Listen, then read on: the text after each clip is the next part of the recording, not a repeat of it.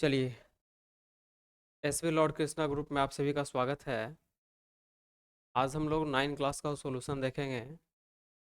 ये सॉल्यूशन आने में लेट होने का कारण है, बगल में जस्ट एक फंक्शन चल रहा था, पूजा वगैरह था, इसके वजह से साउंड बहुत लगा हुआ था, है ना। तो रिकॉर्डिंग नहीं हो पा रहा था, इसी की वजह से थोड़ा विलम्ब हो गया। ठीक है, तो आइए आज हम लोग देखते हैं क्विज प्रतियोगिता जो एग्ज़ाम है ना, उसका सॉल्यूशन क्लास 9 का। तो आइए मेरे साथ जल्दी से हम लोग देख लें इसको। चलिए, क्लास 9 का है, हम लोग 8 तक सोल्व कर रखे हैं। 8 तक हम लोग सोल्व कर रखे हैं ना। तो 9 का पहला क्वेश्चन क्या है? वाष्पीकरण की दर किस पर न्यूनतम निर्भर करती है? वाष्पीकरण, है ना, वाष्पीकरण की जो दर है किस पे न्यूनतम निर्भर करती है? तापमान पे, सतह का क्षेत्र पे, या आर्द्रता पे, या द्रव का गुण पे? तो ये जो वाष्पीकरण का न्यूनतम निर्भर जो करेगा किस पे करेगा? तो द्रव का गुण पे, प्रॉपर्टी का जो है ना, मैटर है, उसका क्या गुण है, उस पे क्या करेगा? ये कम करेगा। तापमान पे, सतह का क्षेत्रफल पे, ये सब पे ज़्यादा करता है। अगला सवाल है कि 100 डिग्री सेंटीग्रेड पे 5 ग्राम पानी का वाष्प में बदलने हेतु, है ना, आवश्यक ऊष्मा क्या होगी? और बगल में लिख दिया है कि गुप्त ऊष्मा, लैटेंट हीट दिया हुआ है 540 कैलोरी पर ग्राम। देखिए, सिंपल सा सवाल है, पर ग्राम यहाँ कैलोरी दिया हुआ है ना, 540 कैलोरी पर ग्राम, लेकिन कितना हमारे पास है? 5 ग्राम है। 1 ग्राम में इतना लग रहा है ना, तो 5 ग्राम के लिए क्या करेंगे? इसे मल्टीप्लाई कर देंगे। तो 540 को आप 5 से मल्टीप्लाई कर दीजिए, इतना कैलोरी आ जाएगा। बात समझ में आ रहा? तो इसको जब आप कैलकुलेट करिएगा तो 5 24 का जीरो में 2 25 और 2 27, यानी ये आ जाएगा ऑप्शन सी, 2700 कैलोरी हो जाएगा। समझ में आया कैसे बनाना है? करना नहीं है, बस सिंपल इसे समझना। इसके अनुसार से हम लोग समझ सकते हैं कि 1 ग्राम में, है ना, पर ग्राम का, देखिए 1 ग्राम में हमको कितना मिल जा रहा है जी? तो 540 कैलोरी मिल जा रहा है ना। कि 1 ग्राम है तो हमको कितना मिल जा रहा है, इसलिए हमारे पास कितना ग्राम है? 5 ग्राम है। 5 ग्राम में क्या मिल जाएगा? 540 गुना 5 कैलोरी। आया समझ में? इस प्रकार से हम लोग बना लें। अगला सवाल है, दूध किस प्रकार का मिश्रण माना जाता है? तो ये जो है कोलाइड है। दूध क्या है जी? कोलाइड है। दूध किस प्रकार का मिश्रण माना जाता है? तो ये कोलाइड है, याद रखना। पीतल में जिंक और कॉपर का अनुपात होता है, सब जानता है, लेकिन यहाँ पूछा गया है कि जिंक और कॉपर का अनुपात क्या होगा? निश्चित होगा, परिवर्तनीय होगा? तो ये परिवर्तनीय होगा, है ना। 1 मोल पानी का द्रव्यमान कितना होता है? 1 मोल पानी का द्रव्यमान कितना होता है? पानी कहने का मतलब हो गया, इसका रासायनिक सूत्र आप सबको मालूम है कि H2O होता है ना। यानी इसको यदि हम लोग ब्रेक करते हैं तो हाइड्रोजन जो है 2 यहाँ पे मोलिकुल्स इसका है, 1 गुना 2, और प्लस ऑक्सीजन का कितना होता है वेट? 16 होता है। 16 2 18, यानी 1 मोल में हमारा 18 ग्राम द्रव्यमान होगा। ठीक है। अगला सवाल है, H2SO4 में सल्फ्यूरिक अम्ल में, है ना, सल्फर का प्रतिशत कितना है? बहुत अच्छा। सबसे पहले H2SO4 है, इसका आप देख लीजिए कि वेट कितना है ना, का मास कितना आ जा रहा है। तो ऐसे बगल में 98 लिखा है, लेकिन फिर भी आप लोगों को दिखाते हैं H2SO4, यही है ना। देखिए, इसको हम लोग यदि ब्रेक करेंगे तो एक मॉलिक्यूल, सॉरी, हाइड्रोजन का 2 मॉलिक्यूल है ना, हाइड्रोजन का वेट कितना है? 1 है। 1 गुना 2, प्लस सल्फर का वेट कितना होता है? तो 32 होता है, प्लस यहाँ पर ऑक्सीजन का 4 मॉलिक्यूल्स है ना, तो 4 गुने 16, वेट उसका 16 होता है। तो इसको आप ऐड करिएगा, 16 चौ 64 हो जाएगा। 64, 2 + 32 + 64, इन सभी को जोड़ेंगे हम लोग, 4 2 6 2 8, है ना, 6 3 9, 98 आ गया। आ रहा सुन में, ध्यान से, 98 है, ये पूरा का वेट क्या आ गया? 98, और 98 ग्राम में ही आपके यहाँ पर सल्फर है नहीं। तो आप बोल सकते हैं, ऐसे इसको लिख सकते हैं कि चूंकि 98 ग्राम आपका पूरा इसका मॉलिक्यूलर वेट है, तो उसमें सल्फर जो है आपका कितना ग्राम है? 32 ग्राम है, ऐसा समझ सकते हैं। ठीक है ना, सल्फर है 32 ग्राम है। आ रहा समझ में? इसीलिए हमको परसेंटेज में पूछा है, तो इसीलिए 1 ग्राम में क्या हो जाएगा, तो 32/98, इसीलिए 100 में। इसका कहने का मतलब हो गया कि डायरेक्ट आप इसको क्या करिएगा, और ऊपर लेते हैं, स्पेस कम है। हाँ, तो इसीलिए हम लोग क्या करेंगे, 100 में कर देंगे। परसेंटेज का मतलब क्या होता है, 100 में होता है। यानी 32/98 इंटू 100। अब इसको आप यदि कैलकुलेट करिएगा तो आंसर आ जाएगा। तो इसको आप लोग कैलकुलेट करिएगा तो आपका आंसर ये आ जाएगा सी, 32.6%। ठीक है। चलिए, किसी परमाणु का परमाणु क्रमांक दिया हुआ है 20 और द्रव्यमान दिया हुआ है 40, है ना, द्रव्यमान संख्या दिया हुआ है, तो न्यूट्रॉन की संख्या कितनी होगी ये पूछा जा रहा है। तो मान लीजिए कोई भी एलिमेंट है, मान लेते हैं हम वो एलिमेंट एक्स। क्या मान लिया उस एलिमेंट को, एक्स मान लिए। तो एक्स जो मान लिया, यहाँ पर आपको हाइड्रोजन हो सकता है, हीलियम हो सकता है ना, पोटेशियम हो सकता है, कोई भी है। तो ये यहाँ पर जो है ना, याद रखिएगा, इसमें दो चीज़ याद रखना है, ए और जेड। कहने का मेरा मतलब हो गया कि आपको मालूम है कि इसमें इलेक्ट्रॉन होता है, प्रोटॉन होता है, कोई भी एलिमेंट है तो इलेक्ट्रॉन प्रोटॉन न्यूट्रॉन होता है, कहाँ कहाँ अवस्थित होता है ये आपको जानना चाहिए। जेड जो है, हम लोग परमाणु संख्या को जेड से सूचित करते हैं। परमाणु का जो संख्या होता है वो इलेक्ट्रॉन की संख्या के बराबर होता है, और ये प्रोटॉन की संख्या के बराबर होता है। एक पहला फार्मूला ये याद रखिएगा। दूसरा फार्मूला याद रखिएगा, ए हो गया द्रव्यमान संख्या। द्रव्यमान संख्या जो होता है न्यूट्रॉन की संख्या प्लस प्रोटॉन की संख्या के ऐड के बराबर होता है। ये दो फार्मूला आपको जानना चाहिए। यहाँ पर देखिए स्पष्ट लिखा है कि परमाणु क्रमांक 20, इसका मतलब है कि जेड जो है दिया गया है। जेड कितना दिया गया है, 20। जब जेड 20 दे दिया है, परमाणु क्रमांक को हम लोग नीचे रखते हैं, ये द्रव्यमान होता है, याद रखिएगा। यहाँ पर हम लिख देते हैं द्रव्यमान संख्या, ये द्रव्यमान संख्या हो जाएगा, और ये परमाणु संख्या, ये द्रव्यमान हो गया, ये परमाणु संख्या हो गया।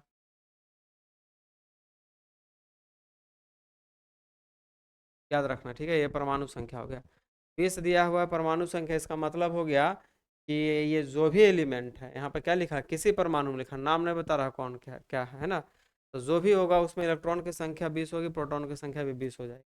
अब आपसे सवाल कर रहा है, अच्छा द्रव्यमान संख्या बोला 40 है, इसका मतलब है कि ए का वैल्यू 40 है, द्रव्यमान संख्या 40 है। तो न्यूट्रॉन की संख्या पूछता है, तो ये हो गया न्यूट्रॉन है। तो न्यूट्रॉन निकालने के लिए हम क्या करेंगे, इसी इसी इक्वेशन में क्या करेंगे, इसको प्रोटॉन को घटा देना होगा, यानी कि द्रव्यमान संख्या में प्रोटॉन को घटा दीजिए। तो द्रव्यमान संख्या 40 है, इलेक्ट्रॉन की संख्या प्रोटॉन की संख्या और परमाणु संख्या आपस में बराबर होते हैं, तो वो संख्या क्या है, 20 है। अब 20 को घटा दीजिए, 40 में से 20 जाएगा तो 20 बच जाएगा, यानी कि ए हो जाएगा ऑप्शन। इलेक्ट्रॉन की संख्या इसमें कितनी हो जाएगी, इलेक्ट्रॉन न्यूट्रॉन की संख्या कितनी हो जाएगी, 20। अगला सवाल है संभारक, यानी आइसोबार, है ना, किसमें समान होता है। संभारक है तो द्रव्यमान संख्या यानी कि भार में बराबर होता है, ऑप्शन बी।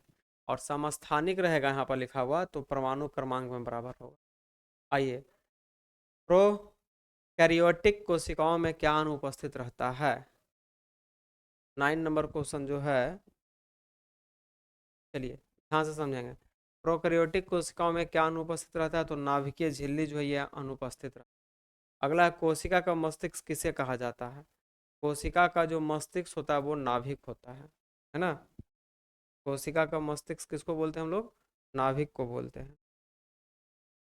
अगला सवाल,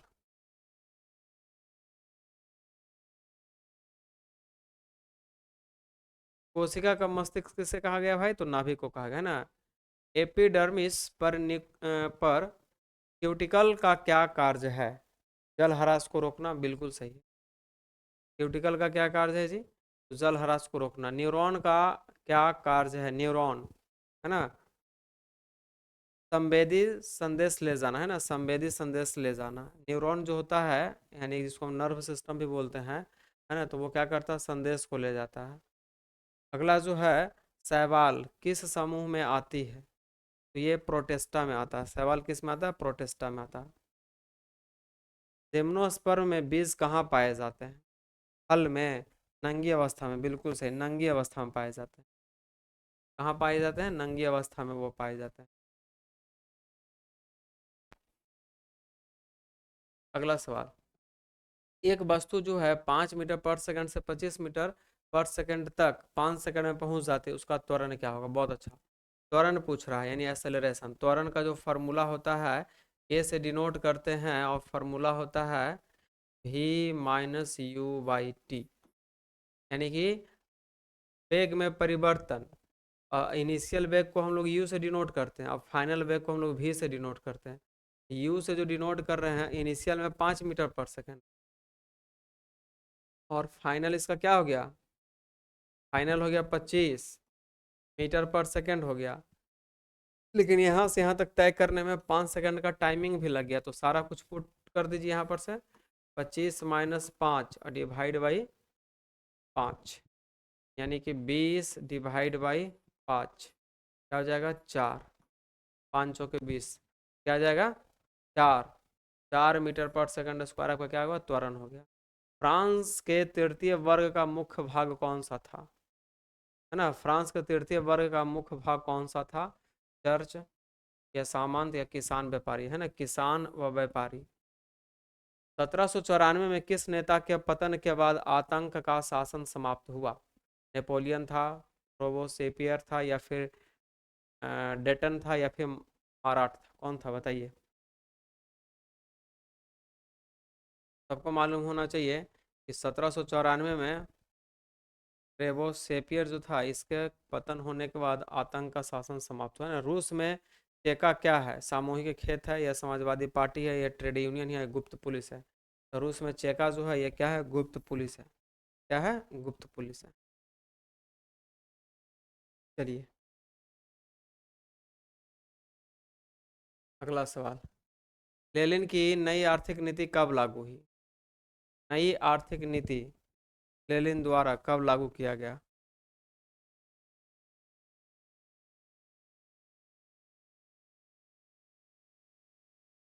चलिए, तो लेनिन द्वारा जो है 1921 ईस्वी में, 1921 ईस्वी में नई आर्थिक नीति लाया था। निजी विचारधारा, सॉरी नाजी, है ना, नाजी विचारधारा में किस जाति को जीने का अधिकार नहीं है कहा गया? आर्य को, इता इतालवी को, या फिर पारसी को, या यहूदी को? बताओ। तो निजी विचारधारा में, निजी जो था, नाजी, नाजी विचारधारा में यहूदी लोगों को जीने का अधिकार नहीं था, ठीक है। रिच स्टग में आगजनी की घटना किस वर्ष हुई थी? रिच स्टग में, है ना, आगजनी की घटना कब हुई थी? 1933 में। बस्तर विद्रोह 1910 ईस्वी में किस राज्य में हुआ? ये बस्तर विद्रोह जो है छत्तीसगढ़ में हुआ, है ना। छत्तीसगढ़ के जगह में ये बस्तर जो है बहुत ही अभी अभी भी उग्रवादी से ये पीड़ित है, ठीक है। भारत के कितने राज्यों भारत के कितने राज्यों की समुद्री तट सीमा है? माने समुद्र से जो टच करता है, 7, 8, 9, 10। तो 9 राज्य जो है उस समुद्री सीमा को क्या करता है? टच करता है। भारत और अफ्रीका के बीच कौन सा समुद्र है? अरब सागर, हिंद महासागर? तो ये हिंद महासागर है। कौन सा सागर है? हिंद महासागर।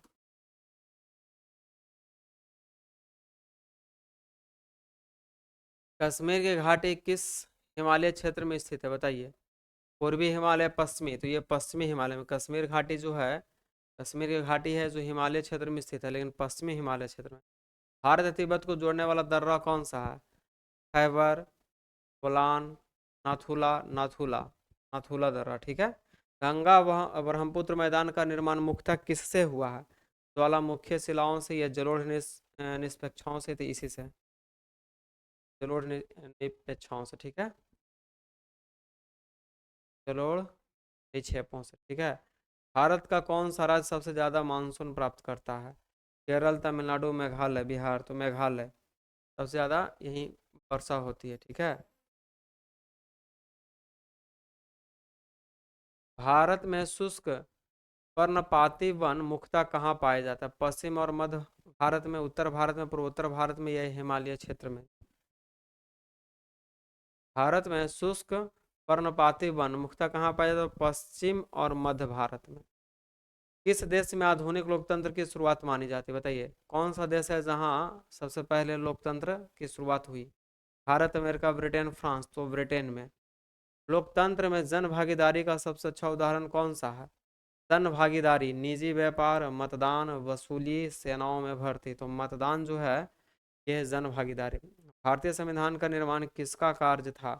बी आर अम्बेडकर का, या संविधान सभा का, लोकसभा का, राष्ट्रपति का? संविधान सभा का ये कार्य था। संविधान में मूल कर्तव्य का प्रावधान किस भाग में है? भाग 3, भाग 4, भाग 4 का ए। भाग 4 का ए में ही ये प्रावधान है मूल कर्तव्य का। अगला सवाल, चलिए। संविधान में मौलिक अधिकार की सुरक्षा का मुख्य माध्यम कौन है? राष्ट्रपति, सुप्रीम कोर्ट, चुनाव आयोग या संसद? मौलिक अधिकार का सुरक्षा, है ना, मौलिक अधिकार का सुरक्षा जो करेगा, कौन करेगा? Supreme court. ठीक है। अनुच्छेद 17 जो है किस अधिकार से संबंधित है?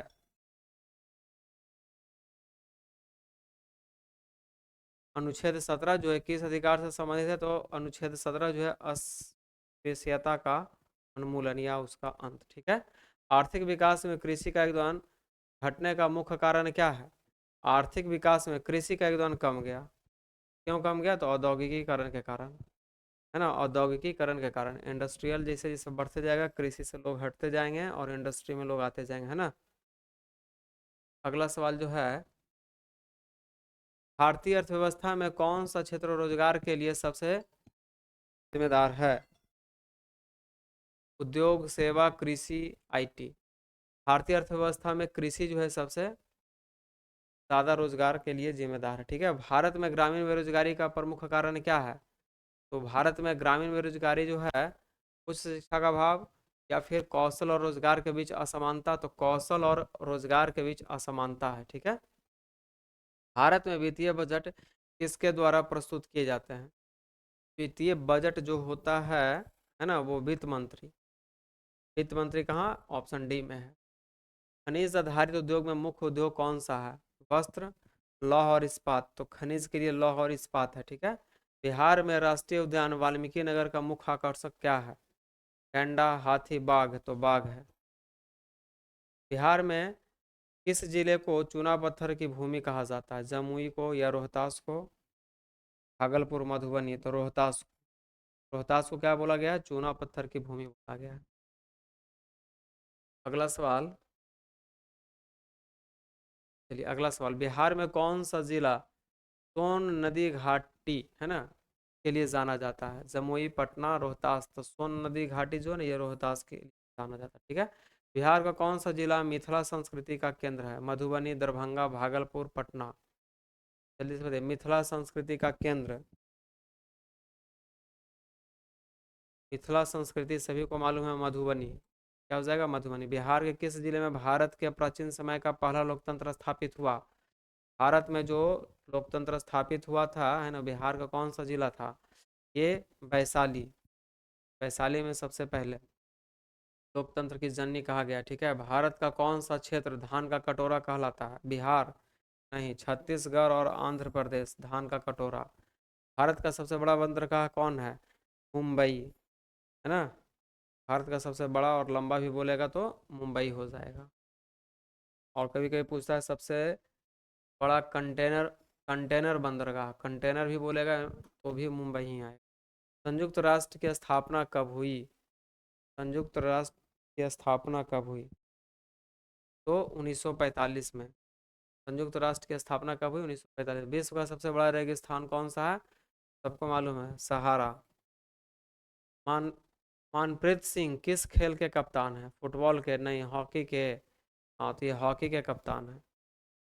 मनप्रीत सिंह हॉकी के कप्तान है। ठीक है। अगला, विश्व की सारी समस्याओं का निदान किस दर्शन में है? तो प्राउद दर्शन में सारा निदान है। प्राउद दर्शन किसने दिया? भारत सरकार, बिहार सरकार, प्रभात रंजन सरकार, है ना, प्रभात रंजन सरकार। चलिए अगला सवाल, अगला सवाल थोड़ा फास्ट करेंगे हम लोग। मैथमेटिक्स वगैरह भी आएगा तो थोड़ा फास्ट बनाना है। आइए, अंग प्रदेश का क्षेत्रफल क्या है? 51,000 वर्ग किलोमीटर, या 53,000 है, या फिर 56,000? ये 56,000 वर्ग किलोमीटर इतना एरिया में फैला हुआ है अंग प्रदेश।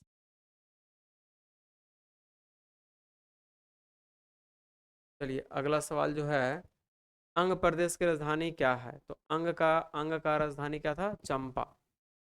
अंग प्रदेश की राजधानी चंपा। अंग प्रदेश का उल्लेख सबसे पहले किस ग्रंथ में मिलता है? तो अथर्ववेद में। किसमें? अथर्ववेद में।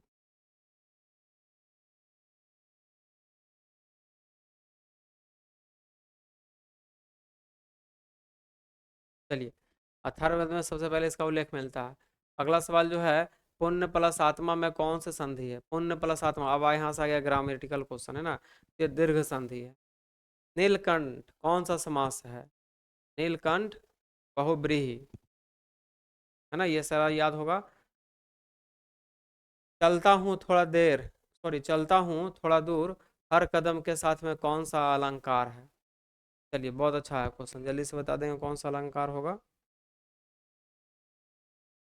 चलता हूँ थोड़ा दूर, हर कदम के साथ में कौन सा अलंकार है? तो उत्प्रेक्षा है, या फिर विरोधाभास है, या अनुप्रसार?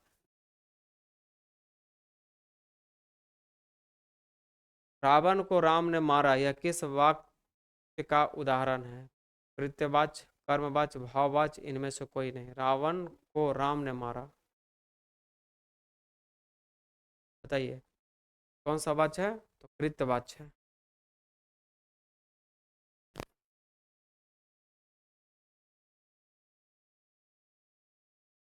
पृथ्वी का पर्यायवाची क्या है? तो धरा, है ना। पृथ्वी का धरा। चलिए, फिल इन द ब्लैंक्स है। He has been absent since Monday, या फॉर, या फ्रॉम, या एट। अब इंग्लिश का क्वेश्चन आ गया, ठीक है, फटाफट आप लोग बताएंगे। ही हैज बीन absent, तो सिंस मंडे है ना, वो अनुपस्थित है, कब से? सोमवार से। फिर फिलिंग द ब्लैंक्स है, आई हैव, खाली स्थान है, money lift, a little money left, है ना, ए लिटिल मनी आएगा। अब कहता है ईयर बताना अगला में, he is senior than me in service. He is senior than, जो है ये गलत है। क्या होगा? He is senior to me in service, ठीक है। अगला जो है, आई खाली स्थान है, to Delhi tomorrow. Go to Delhi tomorrow, या विल गोइंग, या विल गो। तो क्या हो जाएगा? I will go. I will go Delhi tomorrow. अगला जो है, यू खाली स्थान है ना, away your parents. You can away, good, या मस्ट, तो यहाँ क्या हो जाएगा? Must. You must away your parent, ठीक है।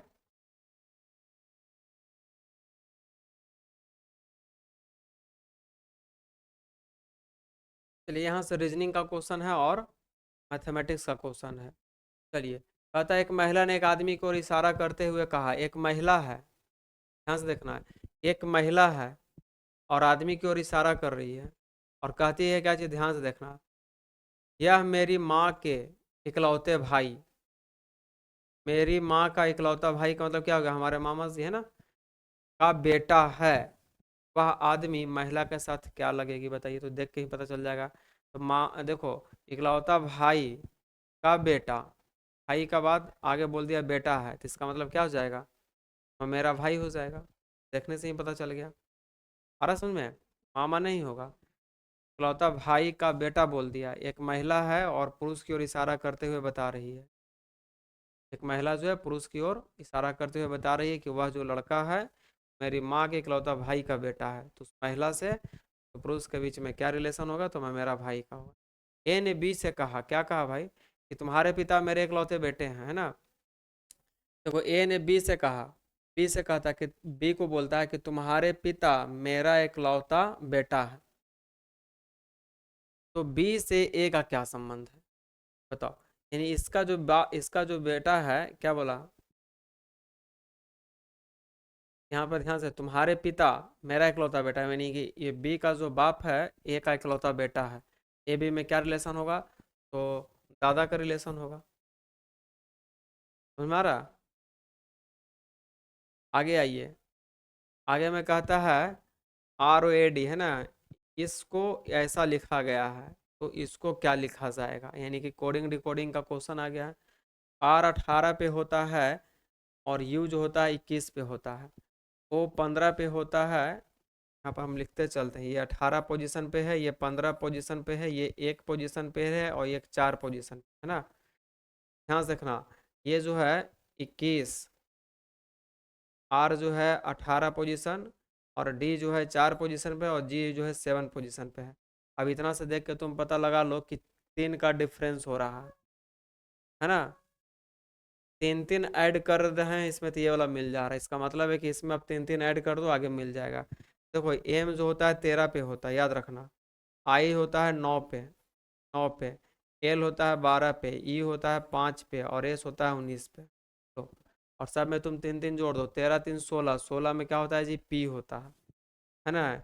9 में 3 जोड़ दो, 9 3 12, 12 में क्या होता है, एल, यानी पी आ गया, एल आ गया। फिर 12 है, 12 में 3 जोड़ेंगे तो 15, 15 में क्या आता है, ओ लिख दिया। ई है हमारा 5, 5 में फिर 3 जोड़ देंगे 8, क्या आ जाएगा, एच। इतना से देख के पकड़ लो, कहीं पे मिल रहा है आपको। लास्ट वाला ऑप्शन हमको मिल रहा है, आगे नहीं चेक करेंगे। यदि एक आध और इस तरह से मिलता तो लास्ट वाला भी चेक कर लेते हैं। अगला है क्या चाहिए कि ए प्लस बी को ऐसे लिखा गया, तो बोलता है इसको क्या होगा। इसका मतलब है कि ये दोनों का जोड़ में यहाँ पर क्या बनाया है कि दोनों के एक बार गुना कर दिया है, दोनों को जोड़ दिया और फिर इन दोनों के बीच का रिलेशन में जोड़ा गया है। इसी प्रकार से ये कर देंगे, एक बार इन दोनों को पहले गुना करो, 3 गुना 2 कर देंगे 6 हो जाएगा, प्लस एक बार दोनों को जोड़ देना है, 3 2 5, 6 5 क्या हो जाएगा, 11। ऑप्शन क्या आ जाएगा, डी। बस बैठा देना है, कुछ करना नहीं है। देखो एच 8 है, ए का वैल्यू 1 है, आई 9वां पोजीशन पे और डी चौथा पोजीशन पे, यानी जिस पोजीशन पर होता है ये डाटा लिख दिया है। ये भी वही किया है, F I E ji H है ना, तो एफ होता है 6 पे, आई होता है 9 पे, ई होता है 5 पे, जी होता है 7 पे, आई 9 पे, ई 5 पे। इसी प्रकार से इसका वैल्यू पूछा है, तो आई क्या हो जाएगा, 9। देखो ये है जो कि 9 पे है, ई है 5 पे और जी है 7 पे। ये कहाँ पे है, ऑप्शन डी के पास। अब कहता है कि यहाँ पे क्या आएगा, ये खाली स्थान यहाँ पे क्या आएगा, तो देखो ये कैसे अरेंजमेंट किया गया है। एक में एक से मल्टीप्लाई करेंगे, एक आएगा। फिर 2 से मल्टीप्लाई किए 2 आया, फिर 3 से मल्टीप्लाई किए 6 आया, फिर 4 से मल्टीप्लाई करेंगे 24 आ जाएगा। 24 में 5 से मल्टीप्लाई करेंगे 120 आ जाएगा, 120 में 5 से मल्टीप्लाई कर दो, 12 पचे 60, क्या आ जाएगा, 500 हो जाएगा कि 600 हो जाएगा, एक बार ध्यान से देखना। एक का मल्टीप्लाई है, 2 का मल्टीप्लाई है, 3 का मल्टीप्लाई है, 4 का मल्टीप्लाई है, 5 का मल्टीप्लाई है। तो अगला जो होगा 6 का होगा, 12 छक 72 होगा, 720। बात समझ में आया, यहाँ एक में एक से मल्टीप्लाई किए एक आया ना, अगला बार में हम 2 से मल्टीप्लाई करेंगे, इसमें 2 पहुँच जाएगा, 2 में 3 से मल्टीप्लाई करेंगे 6 पहुँच जाएगा, 6 में 4 से करेंगे 24, है ना। अब 24 में 5 से करेंगे 120, 120 में फिर 6 से करेंगे तो आगे मिल जाएगा। आ रहा है समझ में, बस एक अरेंजमेंट है तो समझना है आपको। अगला, पुस्तक का संबंध पन्ना से है। देखो पुस्तक का उसमें पन्ना होगा ही होगा, है ना, पेज। तो फूल का संबंध किससे होगा, बीज से नहीं, पंखुड़ियों से, है ना, पंखुड़ियों से।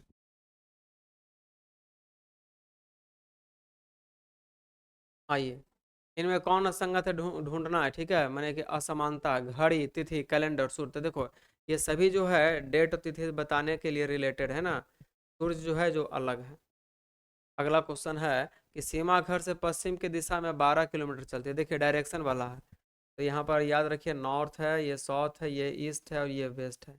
उत्तर दक्षिण हो जाएगा, पूरब पश्चिम। क्या बोलता है कि सीमा जो है पश्चिम दिशा में 12 किलोमीटर चलती है, यानी यहाँ से मान लो कि यहाँ पर चल रहा है कितना किलोमीटर, 12 किलोमीटर।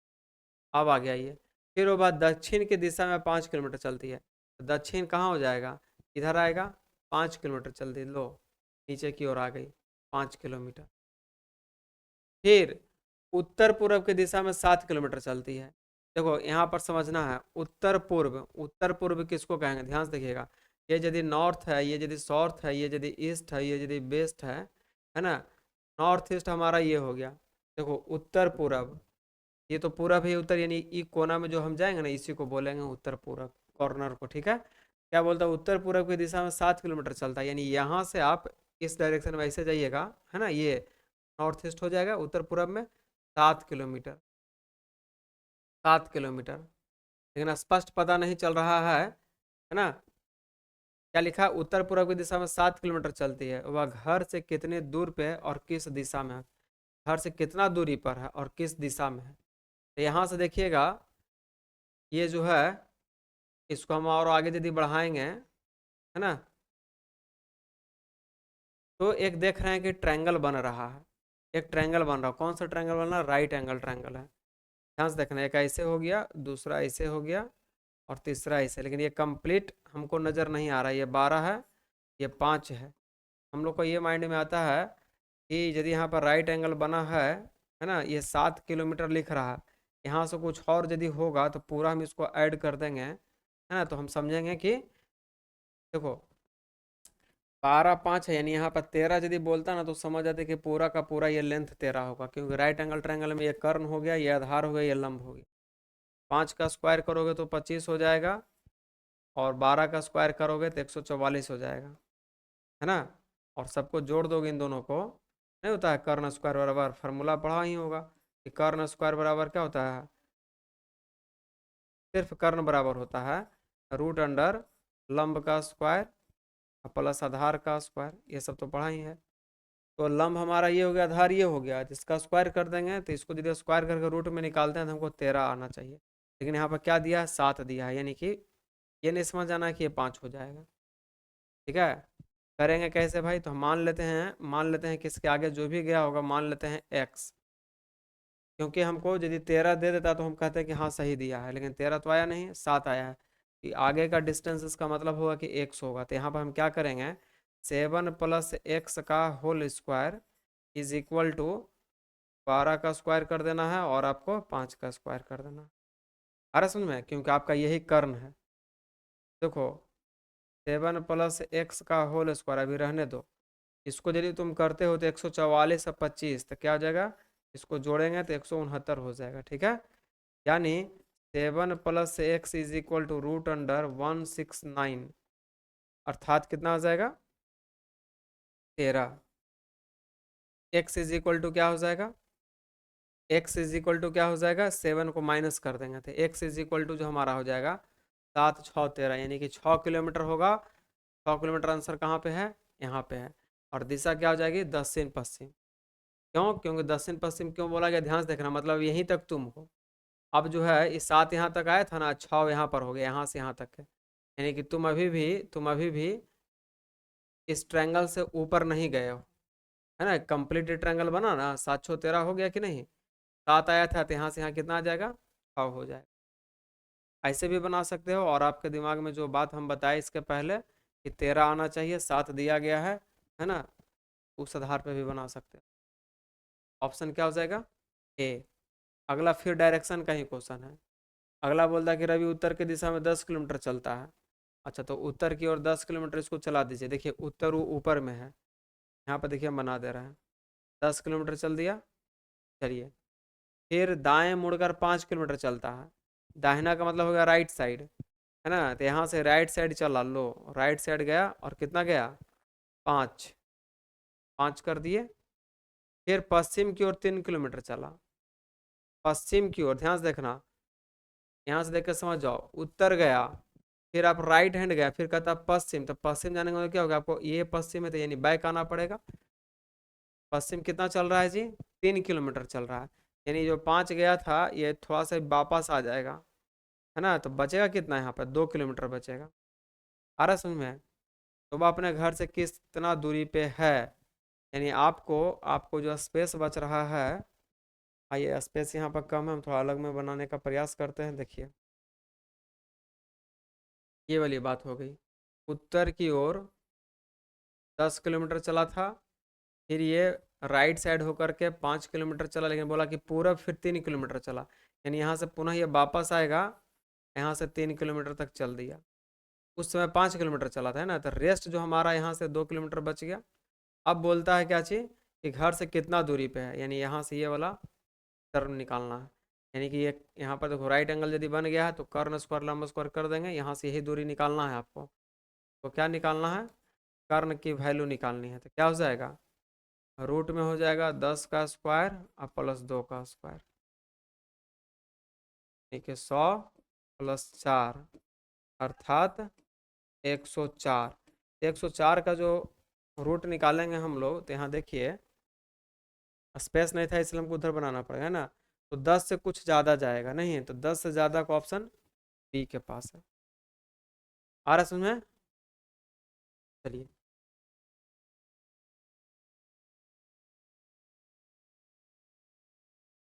अगला सवाल है, सभी फल मीठे होते हैं और कुछ फल लाल हैं। अच्छा दे आइए ये वेन डायग्राम से हम लोग बनाएंगे इस क्वेश्चन को। देखो सभी फल मीठे होते हैं, ठीक है। यहाँ से सभी फल जो है, ये हो गया फल, फल का ये है। टोटल फल को बोला है कि मीठा है ना। मीठा ये हो गया मीठा, है ना, मीठे, ठीक है। सब फल आया कि नहीं, फल का ये टोकरी टोटल है, समझ में आ रहा है, यानी कि टोटल फल है। अब बोलता है कि सब है जो कि मीठा है, यानी कि फल नीचे आएगा मीठा वाला ऊपर हो जाएगा। आगे कहता है सभी फल मीठे होते हैं, कुछ फल लाल है, यानी फल का कुछ ही भाग, देखो ये ऐसे हम कर दिए, कुछ भाग ले लिए, क्या है जी, लाल है। ये वाला क्वेश्चन ना वेन डायग्राम से बनता है, यदि आप इसको पढ़े होंगे तो समझ में आ जाएगा। कुछ फल को ही लिए हैं तो मीठा भी कुछ सम्मिलित होकर चला जाएगा बाहर, है ना। कहता है कुछ फल लाल है तो फिगर ऐसा ही बनेगा। अब आइए इसका ऑप्शन देखिए, निष्कर्ष क्या निकलता है।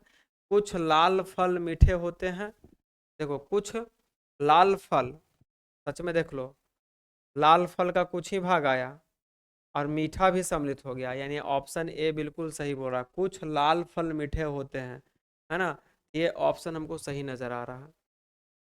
अगला, सभी लाल फल मीठे होते हैं, देखो क्या बोला कि सभी लाल फल तो नहीं, सब लाल फल नहीं, देखो लाल तो कुछ ही है। सभी लाल फल मीठे होते हैं, नहीं। ये वाला ऑप्शन जो है इस डायग्राम को देखिएगा तो ये सेटिस्फाइड नहीं कर रहा। अब तो आगे कोई सेटिस्फाइड ही नहीं करेगा, इसलिए हम ये बोलेंगे कि ये बिल्कुल सही। अब जो है क्वेश्चन है आपको कैलेंडर का, तो बहुत अच्छा क्वेश्चन, ध्यान से देखिए। 25 दिसंबर 2022 को शुक्रवार है, तो 25 दिसंबर 2023 को कौन सा दिन होगा। यहाँ पर हम समझाने का प्रयास यह करेंगे, ध्यान से देखिएगा। यहाँ 2022 है, यहाँ 2030 है ना। और 25 दिसंबर के बोला है कि शुक्रवार है, तो 25 दिसंबर को इसी ईस्वी में कौन सा दिन होगा। देखिए यहाँ से आप देखिएगा तो 22 है और यहाँ पर कितना है, 30 है, यानी अंतर कितना का हो गया, 8 साल का अंतर हो गया। नहीं, 8 साल का जैसा ही अंतर होगा, हम बार बार बोले हैं, तो उसमें आप 7 से डिवाइड करिएगा, क्योंकि हर 7 दिन पर वो रिपीटेशन होता है दिन का। तो 7 से जैसे डिवाइड करिएगा तो शेष कितना बचेगा, एक दिन शेष बच गया। यानी यहाँ से यहाँ हम लोग अभी तक आए हैं, 8 साल में एगो शेष दिन बचा। लेकिन हम जब ईयर काउंट करेंगे तो उसमें यह भी ख्याल रखेंगे कि लीप ईयर कौन कौन सा साल आ रहा है। यहाँ पर देखो 22 है, लीप ईयर नहीं है, लेकिन 24 लीप ईयर होगा, ठीक है। यानी 2024, 2024 लीप ईयर है, और 24 में फिर 4 जोड़ देंगे 2028, वो भी लीप ईयर है, और 30 तक तो पूछ ही रहा है। यानी ये साल 2024 और 2028 आपका लीप ईयर आया, तो लीप ईयर आएगा तो फरवरी उसमें आएगा, तो फरवरी जब आएगा तो एक दिन एक्स्ट्रा हो जाएगा, इसमें एक दिन एक्स्ट्रा हो गया, इसमें एक दिन एक्स्ट्रा हो गया। बात समझ में आई। टोटल कितना दिन एक्स्ट्रा हो गया, यहाँ 8 साल में एक दिन आया एक्स्ट्रा, ये दोनों लीप ईयर में एक एक दिन आया एक्स्ट्रा, टोटल 3 दिन हो गया हमारा एक्स्ट्रा। कितना दिन हो गया, 3 दिन। तो शुक्रवार से 3 दिन आप लोग जोड़ लीजिए, तो शुक्र के बाद 3 दिन जोड़िएगा तो शनिवार रविवार सोमवार आएगा, क्या आ जाएगा, सोमवार आ जाएगा। ऑप्शन ये हो गया, सिंपल सा सवाल है, ठीक है। चलिए अगला उसी प्रकार से, अगला क्या है क्वेश्चन जी, तो अगला है कि 2020 है और 2030 है, तो 20 से 30 में कितना दिन का सॉरी कितना ईयर का डिफरेंस हो गया, 10 वर्ष का, 10 वर्ष का। तो 10 वर्ष में जल्दी से आप 7 से डिवाइड कर दीजिए, कितना आएगा, 3 आएगा शेष। शेष दिन को पकड़ कर रखिएगा आप लोग। अब आइए यहाँ से यहाँ तक आने में कितना लीप ईयर आया होगा, तो ध्यान से रखेंगे ये भी हमको लीप ईयर है, लेकिन यहाँ पर देखो फरवरी छूट गया, है ना, जुलाई से काउंट कर रहा है, तो इसीलिए इस लीप ईयर को हम लोग नहीं जोड़ेंगे। आ रहा है समझ में। यदि यही रहता 4 जनवरी से तो फिर हम इस लीप ईयर को काउंट करते, तो इसको काउंट नहीं करेंगे। क्यों नहीं करेंगे? क्योंकि जुलाई से काउंटिंग किया जा रहा है। आपका फरवरी फरवरी मंथ निकल गया है ना, और फरवरी मंथ ही तो एक एक्स्ट्रा दिन होता है, तो वो निकल गया। तो 2020 वाला हम लोग नहीं जोड़ेंगे, 2024 वाला है, ठीक है। 24 वाला आ गया, और 28 वाला, 2028 वाला दिन, ठीक है। और जैसे ही आगे बढ़ेंगे तो फिर हमारा 32 होगा, लेकिन 30 तक ही बोला, यानी 2 साल। इस साल में एक दिन एक्स्ट्रा दिन आएगा, इस साल एक दिन एक्स्ट्रा आएगा, यानी कि एक एक 2 दिन, 3 + 2 अर्थात 5 दिन। 7 से कम ही है तो भागा देने की आवश्यकता नहीं है। तो आप शनिवार में 5 दिन जोड़ दीजिए, तो रविवार, सोमवार, मंगलवार, बुधवार, बृहस्पतिवार, या इसी को हम लोग गुरुवार बोलते हैं। ऑप्शन क्या हो जाएगा? ए। बात समझ में आई? आइए, अब कहता है एक समान घन है, यानी जनरल वाला है, जनरल डाइस है, सामने के तरफ एक है, तो बगल वाली किन्हीं दो फलकों का योग क्या हो सकता है? तो सामान्य डिस्क रहेगा ना, याद रखना, तो अगल बगल जो हमारा सतह है उसका योग 7 होगा। और एक होता है स्टैंडर्ड डाइस का, स्टैंडर्ड डाइस में क्या होता है? अपोजिट फेस का योग 7 होता है, ठीक है। अगल बगल का योग 7 नहीं होना चाहिए, तो हम लोग बोलते हैं स्टैंडर्डाइज। लेकिन ये क्या है? जनरल है, तो जनरल में अगल बगल वाला फेस को जोड़ेंगे तो 7 आएगा, ठीक है।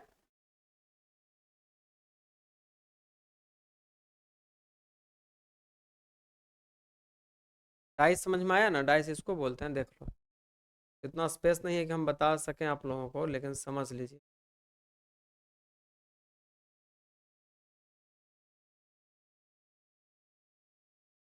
देखो ये इस टाइप का डाइस बन गया, ठीक है। जो लीडो हम लोग खेलते हैं ना, तो जो पासा आता है वही है। देखिएगा उसमें, देखिएगा कि एक यदि एक इधर लिखा हुआ है तो इसके अपोजिट वाला में 6 रहेगा, इधर 2 है, इधर 5 रहेगा, इधर 3 है, इधर नीचे आपका 4 रहेगा। यानी अपोजिट फेस को हम सम करेंगे ना, तब 7 आना चाहिए। वो हो गया क्या? स्टैंडर्ड। लेकिन जनरल जो होता है वो अगल बगल वाला फेस को हम लोग जोड़ देंगे, इन दोनों को जोड़ देंगे, तब वो आ जाता है 7। ये वाला क्वेश्चन। अगला है 7 लोग जो है गोल मेज पर बैठे हैं, गोल मेज पर बैठे हैं, ठीक है। देखिए गोल मेज कर लीजिए और 7 आदमी को बैठा दीजिए आप लोग। चलिए, 1 आदमी, 2 आदमी, 3, 4, 5, 6, 7। आइए, कहता है कि बी के बाएं है ए, बी के बाएं है, बी कहीं पर ले लीजिए, बी यहाँ पर हम ले लेंगे, है ना, और बाएं में कर दीजिए ए। तो बायां ये हो गया। ए यहाँ पर भी आ सकता है, जस्ट बगल में आ सकता है, या दूर पर भी हो सकता है। मान लो कि ए यहाँ पर आ गया। डी के सामने नहीं है, डी के सामने नहीं है सी, यानी मान के चलो सामना सामने ये हो गया, देखो ऐसे सामना है, या फिर इसके सामना ये है, या इसके सामना ये है। सामने में नहीं बैठाना है, डी के सामने नहीं है, तो डी यहाँ पर है, तो मान लो कि सी यहाँ पे है, कहीं पर भी लिख दो। एफ के दाहिना है ई, एफ के दाहिना, मान लो कि एफ यहाँ पे है ना, तो इसका दाहिना कौन हो जाएगा? ई। ये कौन छूट गया? जी, जी, तो जी यहाँ पर होगा। तो कहता है सही क्रम क्या है?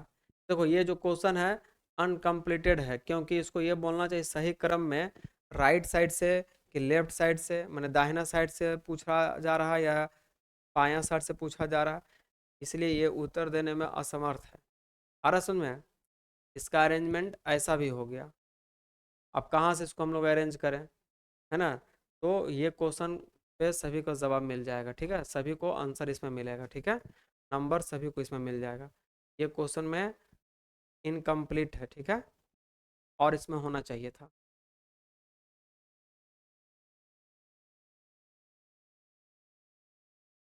चलिए, कंप्लीट इन्फॉर्मेशन नहीं है, आगे हम लोग देखते हैं। √2 + √3 का वैल्यू एक्स है, तो ये कहता है इसका वैल्यू क्या होगा? तो आराम से निकालिए, एक्स स्क्वायर है, यानी इसका क्या करेंगे? स्क्वायर कर देंगे हम लोग।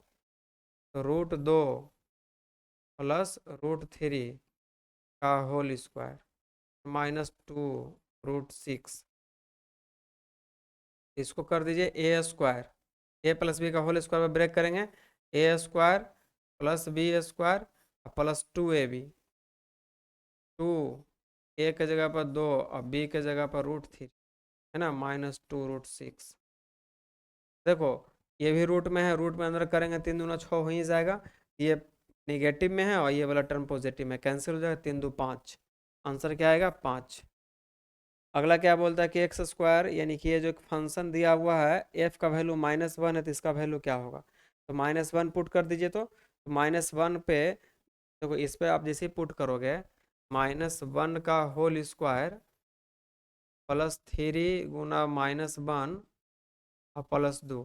तो माइनस का स्क्वायर करते हैं तो पॉजिटिव होता है, इसको करेंगे निगेटिव हो जाएगा, +2। 2 1 3 3, 3 पॉजिटिव में 3 निगेटिव में, तो 0 आ जाएगा। क्या आ जाएगा? 0।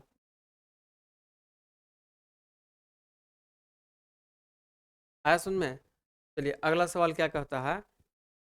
अगला सवाल है, एक पी क्यू आर है और कोलिनियर है, तो एक्स का मान निकाले। कोलिनियर का मतलब हो गया, कोलिनियर का मतलब हो गया कि जो तीनों बिंदु है ना एक ही रेखा पे है। मान लीजिए कि यहाँ पर पी है, यहाँ पे क्यू है, तो यहाँ पे आर है, तीनों एक ही रेखा पे है, इसी को बोलते हैं कोलिनियर। 2 3, 2 3, 5 7, ये 5 हो गया, 7 हो गया, और ये एक्स आर। बोलता है कि तीनों जो बिंदु है ना वो कॉलिनियर है, मतलब एक ही लाइन पे है, तो आपको एक्स का मान निकालना है। जब इस तरह का सवाल आता है ना, तो इसको हम लोग स्लोप निकालते हैं, यानी दो बिंदु के बीच के दूरी, इन दोनों के बीच का दूरी इक्वल होना चाहिए, या फिर इन दोनों बिंदुओं के बीच का जो स्लोप है और इन दोनों बिंदुओं के बीच का जो स्लोप है क्या हो जाना चाहिए? इक्वल हो जाना चाहिए। स्लोप कैसे निकलता है ना? स्लोप तो हम लोग ढाल भी बोलते हैं ना, स्लोप ऑफ पी क्यू, यानी इन दोनों का बीच का स्लोप और इन दोनों का बीच का स्लोप क्या होना चाहिए? इक्वल होना चाहिए। स्लोप का मतलब होता है ढाल, ठीक है। इन दोनों का स्लोप इक्वल होना चाहिए। स्लोप इक्वल करने का मतलब हो गया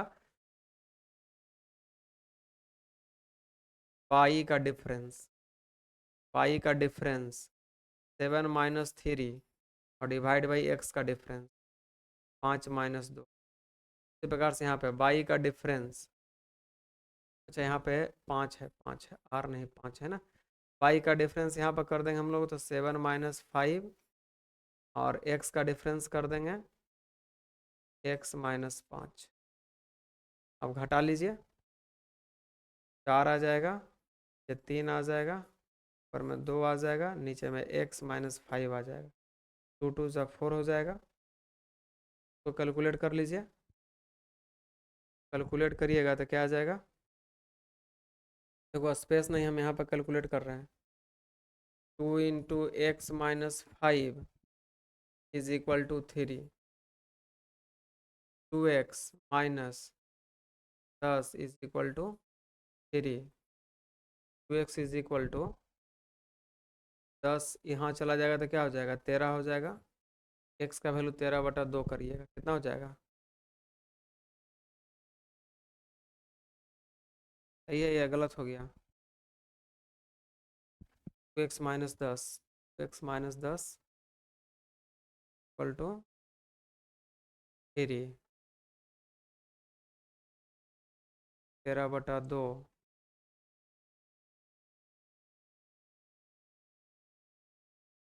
अच्छा, स्लोप जो निकलता है, स्लोप का जो वैल्यू होता है क्या होता है?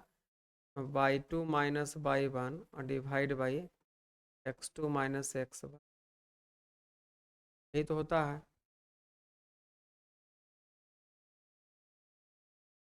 हाँ यहाँ पर देखो मिस्टेक हो गया है, और यहाँ पर देखो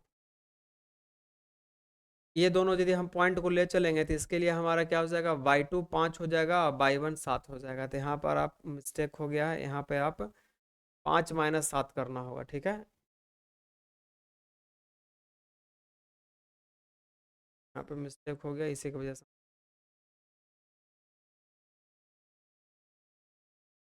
यहाँ पे हो जाएगा 5 - 7, क्या आ जाएगा? यहाँ पे -2 आ जाएगा, ठीक है। और नीचे, हाँ सही है, एक्स में से फिर 5 घटाएंगे नीचे, ठीक है। -2 जब आएगा ना यहाँ पे मल्टीप्लाई करेंगे हम लोग, तो -3 हो जाएगा। ये माइनस है, यहाँ जाएगा तो प्लस हो जाएगा। ये घट के क्या आ जाएगा, 7 आ जाएगा। 13 नहीं होगा, क्या हो जाएगा, 7 हो जाएगा। एक्स का वैल्यू क्या हो जाएगा, 3.5। देखिए स्लोप का जो वैल्यू होता है याद रखिएगा, y2 माइनस y1 होता है, और divide by x2 minus x। यहाँ पर हम क्या कर दिए थे, मिस्टेक कर दिए थे, ठीक है। y2 यदि इस दोनों पॉइंट पर हम लोग आएंगे तो इसके लिए ये है x1 x2, ये y1 y2, ठीक है। चलिए अगला है, इसका वैल्यू 13 है और इसका वैल्यू 5 है, तो इसका वैल्यू क्या हो जाएगा। टेस्ट तो है नहीं, कहाँ पे बना दें, चलिए आइए। A square plus B square is equal to 13। देखिए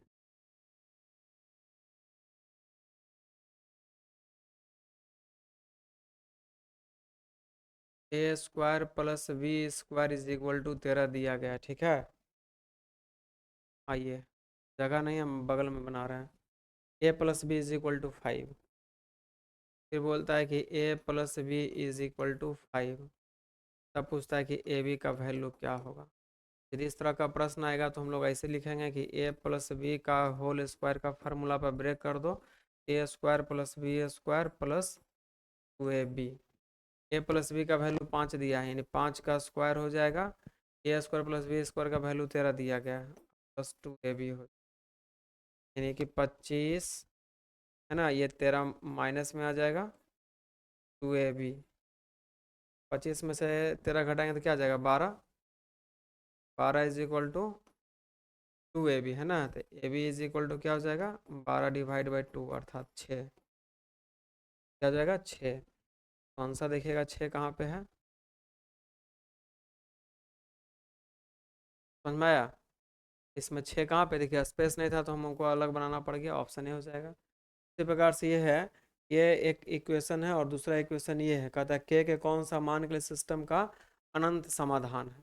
तो अनंत ये जो है इक्वेशन है, अनंत समाधान के लिए आपको फार्मूला होता है a1/a2 और b1/v2 और c1/c2 आपस में इक्वल होना चाहिए, ये इक्वेशन है, ठीक है। देखिए कोई भी इक्वेशन है, आइए थोड़ा सा यहाँ पर सिखा दें आपको, आप जानते होंगे। मान लीजिए कि कोई इक्वेशन है ए एक्स प्लस बी बाई, है ना, इज इक्वल टू सी। या मान के चलो कि 4x plus 8y is equal to 12। देखो ये हो गया आपका ए, है ना, ये हो गया बी, और ये वाला डाटा हो गया सी। दो इक्वेशन रहता है तो हम लोग इसको 1 1 बोल देते हैं, है ना, और दूसरा इक्वेशन को 2 2 बोलते हैं, a2 है b2 है, ये है। इसी प्रकार से यहाँ पर जो आया है अभी क्वेश्चन, ये जो क्वेश्चन आया है तो यहाँ पर इक्वेशन देखो ध्यान से देखना, इस इक्वेशन में इसको हम लोग a1 बोलेंगे, a2 बोलेंगे, ठीक है। a1 है, b1 है, c1 है, a2 है, b2 है, c2 है, ऐसे। इसमें बोलता है क्या जी कि अनंत मान के लिए, तो अनंत मान के लिए फॉर्मूला होता है a1/a2।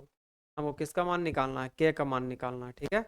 तो ये यहाँ पे है a1/a2, यानी कि ध्यान से देखो, देखा कहाँ पे, हाँ, a1/a2 यदि है तो इसमें a1 हमारा 3 है और a2 यहाँ पे है 6 है, is equal to b1/b2, b1 क्या है जी, के है, और b2 क्या है, 2 है। इतना से ही बन जाएगा, आगे बनाने की आवश्यकता भी नहीं है। 3 से 3 कट जाए, 3 6 और 3 से 3 कट जाएगा, के का वैल्यू क्या आ जाएगा, 1। के का वैल्यू क्या हो जाएगा, 1।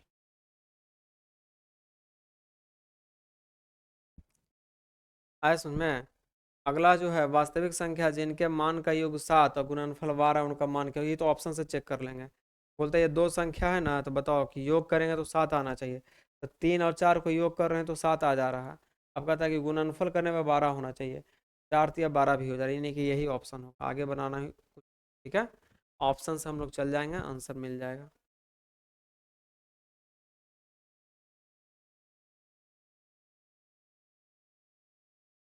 चलिए, इतना का वैल्यू 5 दिया है, इतना का वैल्यू 1 है, तो बोलता है ए प्लस बी का मान क्या होगा, है ना। कैसे इसको बनाएंगे आप लोग, ध्यान से देखिएगा। रूट स्क्वायर में है ना, रूट में ए है प्लस रूट में बी है 5 है, और रूट ए दोनों क्या कर देंगे, दोनों इक्वेशन दोनों को एक बार जोड़ दीजिए, दोनों को एक बार घटा दीजिए, ए का वैल्यू निकल जाए। जब इन दोनों इक्वेशन को आप जोड़िएगा, क्या आ जाएगा आपको, जोड़ने के बाद ना बी वाला टर्म कट जाएगा, ए वाला टर्म बचेगा। 2 root A is equal to 6, root A is equal to क्या हो जाएगा 3, तो स्क्वायर कर देंगे हम लोग बोथ साइड में, तो क्या हो जाएगा ए इज इक्वल टू 9। हम क्या कर रहे हैं समझ में आ रहा है, एक बार इन दोनों इक्वेशन को ऐड करना है। जब ऐड करेंगे तो एल एच एस के साथ ऐड होगा, आर एच एस के साथ ऐड होगा, यानी 5 के एक के साथ ऐड करेंगे 6 मिल गया। और इन दोनों को जब हम लोग ऐड कर रहे हैं तो माइनस वाला एगो प्लस वाला कट जाएगा, दोनों प्लस वाला बच जाएगा, तो ये आया। अब क्या करेंगे, इन दोनों को घटा देंगे। एक बार तो ऐड किए तो हमारा ए का वैल्यू 9 आ गया, जब हम हटाएंगे तो हमारा ए वाला टर्म कट जाएगा, बी वाला बच जाएगा, है ना। बच जाएगा, क्या हो जाएगा, 2 root B is equal to, 5 में से एक चला गया तो 4 बचेगा, है ना। यानी कि root B is equal to, वो काट देंगे तो 2 आ जाएगा, बोथ साइड स्क्वायर कर देंगे तो बी इज इक्वल टू 4। अब कहता है कि दोनों को जोड़ना है, तो 9 4 13। और इसमें हम क्या किए, इस इक्वेशन को इस इक्वेशन के साथ एक बार जोड़ देना है, तो ए का वैल्यू निकल जाएगा। इन इक्वेशन को इन इक्वेशन के साथ एक बार घटा देना है, तो फिर बी का वैल्यू आ जाएगा, और दोनों को जोड़ने के लिए बोला है, जोड़ दिए, आंसर आ गया। अब कहता है संख्या 1/3 1/4 से विभाजित है तो उनका लघुत्तम समवर्तक क्या होगा। अच्छा, 1/3 1/4 है तो लघुत्तम निकालना है, एक से कट जाएगा, नहीं 3 से भी नहीं कट, 12। सिंपल सा सवाल है, 12 है ना, 1/3 से भी कट जाएगा, 1/4 से भी विभाजित हो जाएगा। आइए, बिंदु इतना इतना का मध्य बिंदु ये है, तो क्यू का निर्देशांक, यानी आइए मध्य बिंदु है, मध्य बिंदु है जी, यानी ये एक लाइन है, ठीक है। ये हो गया आपका P, वैल्यू क्या है 2 3। ये क्या है R, वैल्यू क्या है 6 7। और बिंदु ये जो है क्या है, मध्य में है, Q, X, Y। तो मध्य बिंदु निकालना है, तो मध्य बिंदु कैसे निकालते हैं, मध्य बिंदु हम लोग निकालते हैं औसत करके। X इज इक्वल टू क्या करेंगे, दोनों X को जोड़ देंगे, 6 + 2 डिवाइड बाई 2। Y निकालना रहेगा 3 + 7 डिवाइड बाई 2। 6 2 8 भागा 2 करेंगे तो 4 आ जाएगा, 7 3 10 भागा 2 करेंगे 5 आ जाएगा, यानी 4 5। 4 5 है कहीं पे, 4 5 है। अगला बोलता है कि एक रेखा ये है, दूसरा रेखा ये है, जहाँ प्रतिच्छेद करती है तो प्रतिच्छेदन बिंदु क्या होगा। मतलब एक रेखा ये है और दूसरा रेखा यही से कट गया है, यानी कि प्रतिच्छेदन बिंदु निकालना है, यानी कि वो जो डाटा है, यानी वो जो है उन दोनों इक्वेशन को क्या कर देगा, सेटिस्फाइड कर देगा, यानी वही उसका सॉल्यूशन हो जाएगा। या फिर इन दोनों को आप लोग हल कर दीजिए, हल करिएगा तो एक्स वाई का वैल्यू आएगा, वही आंसर हो जाएगा। देखो इन दोनों में क्या देखेगा, एल एच एस है, आर एच एस है ना, तो एल एच एस बराबर है तो दोनों आर एच एस भी बराबर हो जाएगा। देखो यहाँ वाई लिखा हुआ है, यहाँ भी वाई लिखा हुआ है, इसका मतलब ये दोनों बराबर है, तो इन दोनों को भी बराबर कर दो। स्पेस तो है नहीं तो, लेकिन हम अलग बनाएंगे, ध्यान से देखो। 2x + 3, 2x + 3, 2x + 3, ऐसा क्या, -x + 6, -x + 6। यहाँ से x का वैल्यू लाओ तो क्या हो जाएगा, 2x है, इधर से एक x आएगा, 3x हो जाएगा, और 6 - 3, 3x इज इक्वल टू क्या हो जाएगा 3, x is equal to 1। x का वैल्यू 1 आ गया, तब y का वैल्यू निकाल लेंगे। y इज इक्वल टू क्या था, 2x + 3 था, 2 × 1 + 3 अर्थात 5, है ना। x का वैल्यू 1 और y का वैल्यू 5। x का वैल्यू 1, x का वैल्यू 1 और y का वैल्यू 5, यानी ये प्रतिच्छेदी बिंदु आ गया। आइए, एक ट्रायंगल है, उसमें बोलता है कि एंगल सी जो है 90 डिग्री है, और ए बी है 13 है, और ए सी 5 है, तो बी सी का वैल्यू क्या होगा। स्पेस नहीं है, हम अगले पेज में बना रहे हैं, ठीक है। आइए,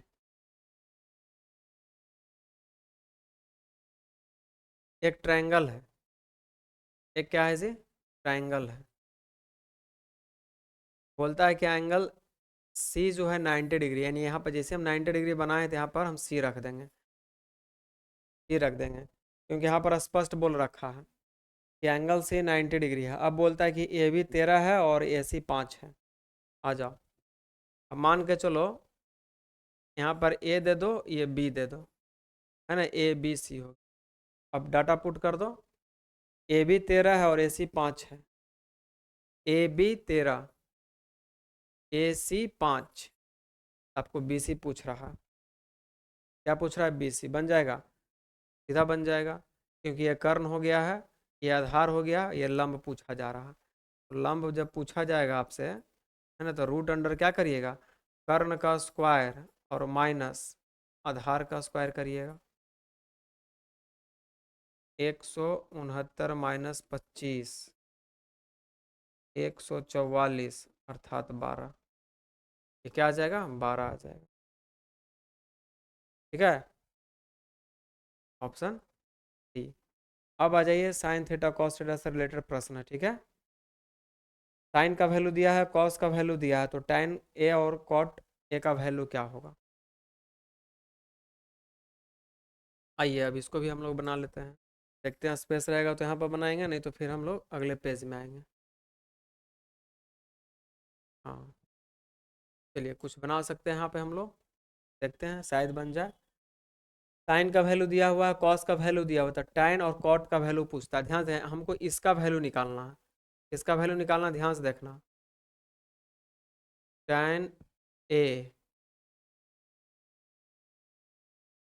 plus tan A plus cot A, इसी का वैल्यू निकालना। तो tan का फॉर्मूला क्या होता है मालूम, साइन ए बटे कॉस ए। और कॉट का वैल्यू क्या होता है, cos A divide by sine A. सारा डाटा लिखा हुआ पुट कर दो। साइन का वैल्यू 3/5 है, साइन का वैल्यू यहाँ पर रख दो 3/5, और कॉस का वैल्यू 4/5, 4/5 प्लस कॉस का वैल्यू क्या है भाई, 4/5 है, और साइन का वैल्यू क्या है, 3/5। बस यही तो है, इसको कैलकुलेट कर दीजिए, आंसर आ जाएगा। तो आप लोग कैलकुलेट कर देंगे तो आंसर आ जाएगा। कैलकुलेट कैसे करेंगे हम लोग, ध्यान से देखिए, पहले इसको कैलकुलेट कर रहे हैं। 3/5 इंटू 5/4 प्लस 4/5 इंटू 5/3। देखिए इस 5 से ये 5 कैंसिल, ये 5 से ये 5 कैंसिल, 3/4 प्लस 4/3, 4 तिया क्या हो जाएगा, 12 एलसीएम हो जाएगा, और 9, 4 × 4 = 16, 16 × 9 = 25, 25/12, 25/12 है कहीं पे, 25/12 है, ऑप्शन सी। उसके बाद बोलता है कि साइन स्क्वायर ए और कॉस स्क्वायर ए का वैल्यू 1 है, तो साइन ए का वैल्यू इतना है, तो कॉस ए का वैल्यू क्या होगा। आइए तो हम लोग इधर बनाएंगे।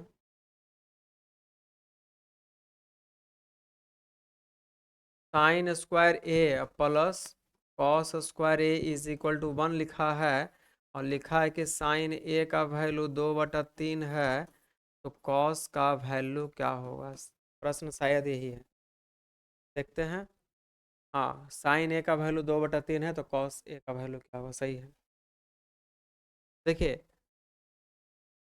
इस पे आप यदि आते हैं, है ना, इसी से आप लोग आइए तो बता देते हैं। यहाँ से कॉस का वैल्यू क्या लिख सकते हैं हम लोग, cos square A is equal to क्या लिख सकते हैं, 1 माइनस साइन स्क्वायर ए लिख सकते हैं। Cos A is equal to क्या लिख सकते हैं कि √1 माइनस साइन स्क्वायर ए। सारा डाटा पुट कर दीजिए, दिया गया है 1 माइनस साइन का वैल्यू क्या है, 2/3, 2/3 का होल स्क्वायर करना पड़ेगा, अर्थात 1 - 4/9, और 9 में से 4 जाएगा तो क्या हो जाएगा, हम इसको कैलकुलेट करेंगे तो क्या हो जाएगा अभी, 5/9 रूट में, ठीक है। तो √5 डिवाइड बाई 3, कॉस ए का वैल्यू क्या आ जाएगा, √5/3, √5/3 ऑप्शन ए। अब ये कहता है कि बेलन का त्रिज्या दिया, आर दिया है 3, हाइट दिया इतना, आयतन पूछ रहा है। अब सिंपल सिंपल हिसाब है, देखिए बेलन के बारे में। आइए नेक्स्ट पेज में आ जाएं और बेलन के बारे में चर्चा कर रहे हैं। देखिए यही बेलन है, क्या हो जाएगा, बेलन है। बेलन में यहाँ पे इस तरह से फिगर बनाएंगे हम लोग, ठीक है। ये हो गया आपका त्रिज्या आर, स्मॉल आर जिसको बोलेंगे, क्या बोलेंगे, स्मॉल आर। ये क्या हो जाएगा, हाइट। तो इसका जो आयतन होता है जिसको वॉल्यूम बोलते हैं, क्या होता है, पाई आर स्क्वायर इंटू एच। याद रखना आयतन निकालना जब भी होता है तो आधार का क्षेत्रफल को हाइट से मल्टीप्लाई करना। आधार का क्षेत्रफल क्या है, वर्ग विड्थ है, तो विड्थ का पाई आर स्क्वायर लगा देंगे और हाइट से मल्टीप्लाई कर देंगे। अब देखो कौन कौन सा डाटा दिया गया है। तो बेलन का त्रिज्या दिया है 3 और हाइट दिया है 10। त्रिज्या दिया है 3 और हाइट दिया है 10। सेंटीमीटर हो या मीटर उससे मतलब नहीं है। पाई 3 का स्क्वायर कर देंगे, क्या हो जाएगा, 9। और हाइट कितना, 10, 10 नमा क्या हो जाएगा जी, 90, 90 पाई। इसी टाइप में आंसर दे रहा है। हाँ तो 90 पाई है, 90 पाई है, बिल्कुल है, ऑप्शन सी। फिर कहता है शंकु का त्रिज्या और हाइट दिया हो तो शंकु का आयतन अगर पूछ रहा है। आइए शंकु किसको बोलते हैं, शंकु इसी को बोलते हैं। ये हो गया आपको शंकु, इंग्लिश में कोन बोलेंगे, ठीक है। ये उसी प्रकार से ये त्रिज्या हो जाएगा और ये हाइट हो जाएगा, ठीक है। यह हाइट है और ये त्रिज्या है। इसका यदि आयतन पूछेगा, इसका यदि आयतन पूछेगा तो यही वाला आयतन लिखना है, formula pi R square H, लेकिन 1/3 लगाना है आगे में, क्या लगाना है, 1/3। ऐसा क्यों, क्योंकि मान लीजिए कि यदि सेम हाइट इसका हो, सेम हाइट इसका हो, और नीचे का यदि ये जो विड्थ बन रहा है यानी आधार बन रहा है, ये और ये दोनों यदि सेम हो, इससे आप मान के चलिए इसमें यदि चावल आप लें, मान के चलिए इसमें मट्टी लें, तो इस कुप्पी में कुप्पी का साइज हो जाता नहीं। पहले किरासन का तेल या मिट्टी का तेल ना इसी टाइप का कुप्पी से नहीं, इस टाइप का रहता था, और नीचे क्या रहता था, छोटा सा होल टाइप का। ऐसा समझ नहीं कि आप लोग कुल्फी खाते हैं, इससे कोई भी यदि दोनों का हाइट सेम हो, दोनों का नीचे का बेस सेम हो, तो इससे आप यदि इसमें कुछ ही मात्रा में डालिएगा तो 3 बार डालिएगा ना तो पूरा फुल हो जाएगा। इसका मतलब है कि 1/3 होता है इसका, ठीक है। चलिए आइए विशेष ऐसे मेंसुरेशन पढ़ाएंगे कभी तो आपको हम बता देंगे। शंकु का क्या है जी, त्रिज्या 6 है, हाइट 8 है, ये 6 है और हाइट है जो आपका 8 है। पाई रहने दो, 6 छक्का 36, 8।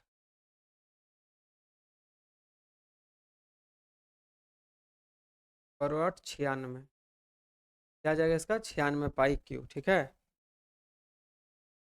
कहाँ गया, कहाँ गया, 96 पाई। आयतन क्या हो जाएगा, 96 पाई। अब दिया हुआ इसका बोलता है माध्य क्या होगा, तो इसको जोड़ करके डिवाइड कर दीजिए। देखिए तो जोड़ करके 3 2 5 5 10 7 17 1 18 10 28। और 28 भागा कितना करना होगा, 1 2 3 4 5, 28 भागा 5 कर दीजिए, 28 भागा 5 तो 5.6 हो जाएगा, ठीक है। अगला है, अगर ताश के पत्ते के गड्ढे से एक पत्ता निकाल लेते हैं, है ना, तो इक्का होने का क्या प्रायिकता है, इक्का निकलने की क्या प्रायिकता, बहुत अच्छा सवाल है। आइए ताश वगैरह खेलते हैं आप लोग, नहीं तो खेलना है, ठीक है। खेलना है किस माध्यम से, तो क्वेश्चन बनाने के लिए सीखना है, ठीक है। क्या हो गया, आइए। तो ताश का जो बैंडल होता है ना उसमें 52 पत्ती होता है, कितना पत्ती होता है, 52। और उसमें इक्का कितना होता है, 4 गो होता है। इक्का कै गो होगा, 4 गो होगा, याद रखिएगा। तो आपको यहाँ पर पूछ रहा है क्या संभावना है कि इक्का निकल जाए, ठीक है। जो हम गड्डी से खींच रहे थे क्या संभावना है, यानी प्रोबेबिलिटी पूछ रहा है। क्या हो रहा है भाई बार बार,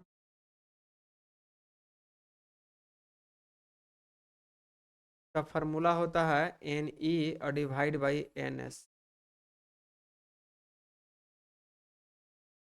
एन एस का मतलब हो गया कि टोटल जो है ताश का चर्चा किया है तो ताश में कितना गड्डी होता है, कितना पत्ता होता है, तो 52, ये नीचे रखना होता है। और घटना जो घटना पूछा जा रहा है, क्या पूछा है, इक्का होने की संभावना, तो इक्का होने की संभावना क्या है, 4 है, 4 ऊपर रखेंगे तो कट कर देंगे, 13 चौ 52, यानी 1/13। 1/13 संभावना है, ठीक है, कि वो जो खींचिएगा पत्ता क्या हो जाएगा, का निकल जाएगा। अगला उसी प्रकार से एक थैला में 5 गो लाल है और 3 गो नीला गेंद है ना। एक थैला है, ध्यान से देखो, ये थैला है में लाल गेंद है कितना, 5 पीस, और नीला गेंद है कितना, 3 पीस, है ना। आप इसमें से हाथ डाले हैं और निकाल रहे हैं गेंद। 2 गेंद निकालने के लिए बोला गया है और कहता है दोनों पर लाल होने की क्या संभावना है। जरूरी थोड़ी है कि जो दोनों निकालेंगे लाल ही निकल जाएगा। एगो नीला निकल सकता है, वो लाल निकल सकता है, या दोनों नीला निकल सकता है। यही तरह का प्रश्न पूछता है, ठीक है। तो इसको बोलता है क्या संभावना है। इसको हम लोग कैसे बनाएंगे, ये थोड़ा सा प्रोबेबिलिटी है, और इसको थोड़ा सा हम दूसरा टाइप से बनाने का प्रयास करेंगे, लेकिन आइए।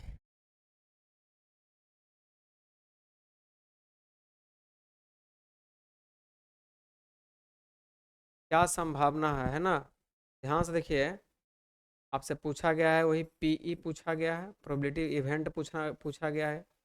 घटना घटने की क्या संभावना है, N E divide by N S. ठीक है, घटना पूछा जा रहा है लाल गेंद होने की क्या संभावना, ठीक है। तो लाल कितना है जी, 2 ही गेंद है, सॉरी लाल 5 गेंद है, लेकिन निकालना है 2 गेंद, है ना। एक फार्मूला होता है, क्वेश्चन को आपको दोनों मेथड से बता देते हैं, लेकिन पहला मेथड यही देख लीजिए। एन ई, ये घटना को इंडिकेट करता है, और एन एस टोटल संभावना को इंडिकेट करता है, ठीक है। टोटल संभावना कितना हो गया, 5 3 8 बॉल हो गया, नहीं टोटल बॉल कितना है उस थैला में, 8 बॉल है ना। यानी कि 8C।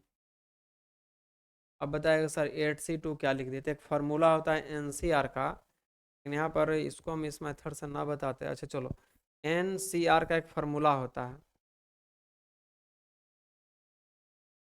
Factorial N divide by factorial R factorial N minus are.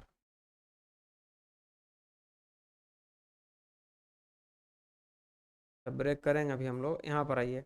इसका क्या हो जाएगा जी, जो घटना घट रहा है वो लाल वाला पूछ रहा है, तो लाल का संख्या कितना है, 5 है, इसमें से 2 गेंद ही खींचा जा रहा है, तो 5C2 लिखेंगे। इन दोनों को डिवाइड करेंगे, लेकिन इसको ब्रेक करना होगा। ब्रेक कैसे करेंगे, देखिए factorial 5 divide by factorial 2 into इन दोनों का बीच का डिफरेंस यानी 3। इसी प्रकार से यहाँ पर फैक्टोरियल 8 डिवाइड बाई फैक्टोरियल 2 और फैक्टोरियल इन दोनों का डिफरेंस कितना हो जाएगा, 6। इसको यदि कैलकुलेट करते हैं आप लोग, तो 5 × 4 और डिवाइड बाई 2 × 1, आगे फैक्टोरियल 3 है, यहाँ भी फैक्टोरियल 3 है, कट गया, तो फैक्टोरियल 3 और फैक्टोरियल 3 रहने देते हैं, कट जाएगा, 2 दूनी 4 हो जाएगा, अर्थात 5 दूनी 10 आ जाएगा।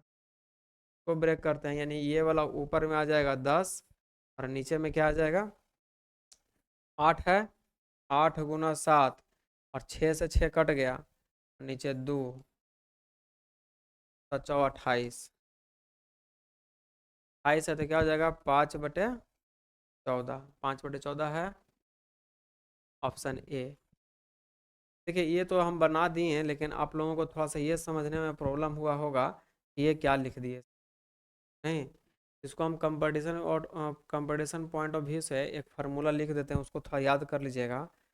NCR, इसका एक ये फार्मूला है, ठीक है। Factorial N divide by factorial R divide by factorial N minus R। इसी पे ये ब्रेक होता है, ठीक है, तो जल्दी बन जाता है। और विशेष जब हम प्रोबेबिलिटी कभी पढ़ावेंगे तो हम आपको बता देंगे, ठीक है। अभी इतना ही रखिए। अब आइए, इन दोनों का अनुपात इतना दिया गया और बोलता है दोनों का योग दिया गया, तो x का मान क्या होगा। ये तो सिंपल है, दोनों का योग 55 है, यदि दोनों के यहाँ पर हम जोड़ते हैं तो क्या हो जाएगा, 11 हो जाएगा। तो योग है 55, 55 है, और यहाँ पर कितना आ रहा है, 11 आ रहा है। योग का कंपेरिजन योग से कर दिए, और निकालना क्या है, एक्स का मान, तो एक्स का मान क्या है, 5 है, 5 से मल्टीप्लाई कर दीजिए, क्या हो जाएगा, 11×5 = 55, 55 25 है, हाँ है। सिंपल वे में निकल गया। कहता है इतना का वैल्यू 3, इतना का वैल्यू 7, तो एक्स का मान क्या होगा। अच्छा एक्स पूछ रहा है, तो एक बार दोनों को सिर्फ जोड़ दीजिए, जैसे ही जोड़ेंगे तो बाई बाई कैंसिल हो जाए, क्योंकि बाई यहाँ माइनस में, बाई यहाँ प्लस में, बाई कैंसिल हो गया, तो एक्स क्या हो जाएगा, 2x हो जाएगा। और 2x इज इक्वल टू क्या हो जाएगा, 10।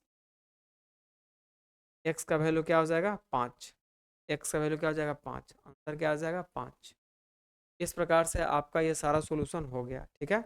लेकिन इसमें कुछ क्वेश्चन जो आया, एक दो क्वेश्चन जो आया, थोड़ा सा लेवल उसका क्या था, अप था। कोई बात नहीं है, कंपटीशन का क्वेश्चन है, रहता ही है। तो ये पूरा सॉल्यूशन हो चुका है। अब हम लोग क्या करेंगे, मेरा प्रयास रहेगा क्लास 6 का, क्लास 7 का, क्लास 8 और 9 10 जो भी है, इसका जो भी मैथमेटिक्स है, बिहार विद्यालय परीक्षा समिति का है ना, यानी बिहार बोर्ड का जो भी विद्यार्थी हैं और जो 6 क्लास से 10 क्लास तक है ना पढ़ाई कर रहे हैं, तो उसका मैथमेटिक्स का सॉल्यूशन हम प्रयास करेंगे कुछ दिनों में, है ना। सारे क्वेश्चन का, सरकारी स्कूल में बुक चल रहा है, उस बुक का सारे सॉल्यूशन हम आपको वीडियो के माध्यम से प्रोवाइड करा दें, ताकि आप कहीं भी पढ़ रहे होंगे वहाँ पढ़िए, और कुछ भी कन्फ्यूज़न यदि लगे, है ना, या फिर लगे कि हमको और सीखना है, तो प्लेटफॉर्म पे एस वी लॉर्ड कृष्णा जो ग्रुप है, यहाँ पे 6 class, 7 class, 8 class, 9 class, 10 class, ठीक है, का मैथमेटिक्स का सॉल्यूशन बहुत जल्द प्रोवाइड किया जाएगा। इससे आपको बहुत सहूलियत होगा पढ़ने में, और आपके अंदर में जिज्ञासा भी पैदा होगा, ठीक है। तो हम प्रयास करेंगे बहुत जल्द कि आपको दें। तो अब हम लोग मिलेंगे अगले क्लास में। तो थैंक यू, जय हिंद।